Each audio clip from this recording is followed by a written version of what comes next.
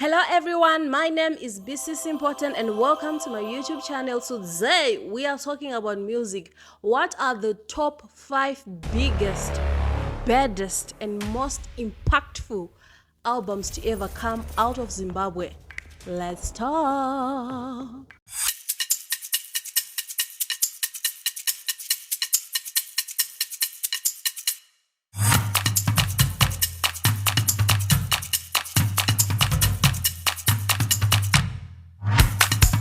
Number 5, Aleck, Macheso, and the album is Simbaradzo. It came out in the year 2000. Let's talk why. Number 1, it marked Aleck Macheso's breakthrough as a solo artist. Remember, he was coming out from being a band member, and now people were like, Zim, okay, he is actually good.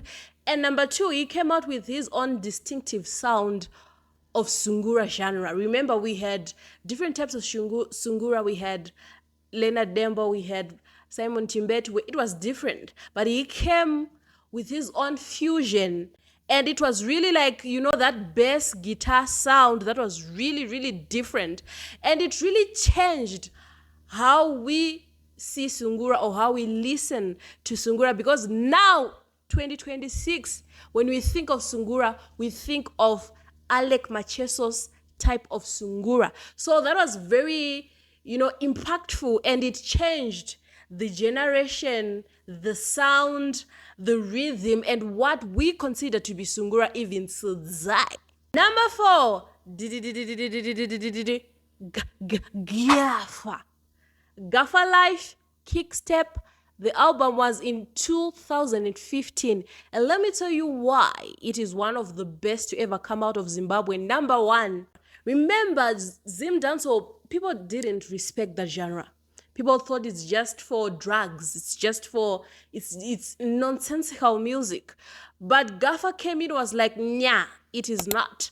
This is a genre, this is music, and this is business. And people were like, okay. So people really started respecting Zim dance. So people really started respecting the genre. People really started, you can actually be like Tuku, because during that time, Tuku was, or rather still is, was like, here, and people will be like, oh, it's only genres like Tuku music, genres like Sungura, like gospel, that can do certain things, that can have albums, that can have this type of respect, that it can have this type of mainstream respect. But Gafa was like, yeah, we are coming in, and he did. And the Zim dancehall did gain some mainstream respects. Number 3, the Bundu Boys. Yes, honey, the album is Shabini. 1986 is the year. It was very impactful in the sense that it was the first album to ever hit in the UK charts. It was international stuff, honey. 1986, and it really made people respect Zimbabwean bands. It really opened doors for international bands, and people were like, okay, we can also create our own bands. Oh my God, it's actually topping the charts in the goddamn K. Okay, we give you that. And they were booked and busy. So it is one of the most impactful album to ever come out of Zimbabwe, and it was the most loved. It received a lot of international recognition, which is actually something that is very good. It opened doors in the 1980s, honey. So yes, to the Bundu Boys. Next, number 2, we have Mtukudzi. Obviously, what can we do without him?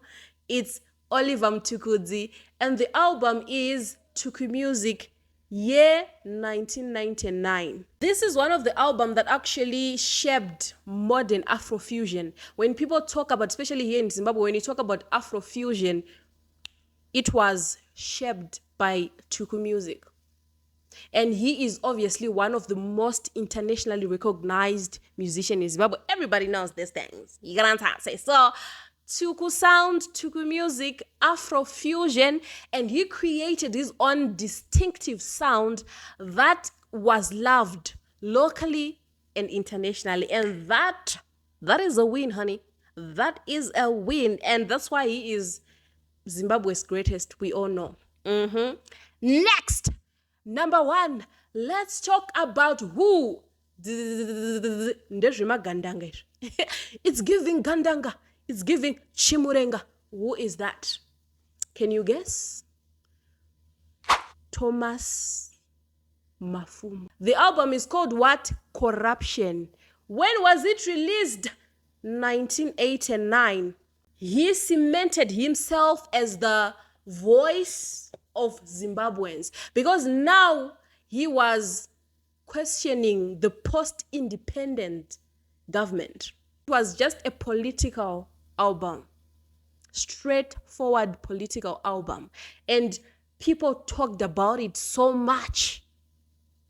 It was banned. He actually went into exile. We all know this. So it will forever be one of the, not even one of the best, it forever be the best and the baddest and the most wildest album to ever come out of Zimbabwe. So please, let me know what you all think.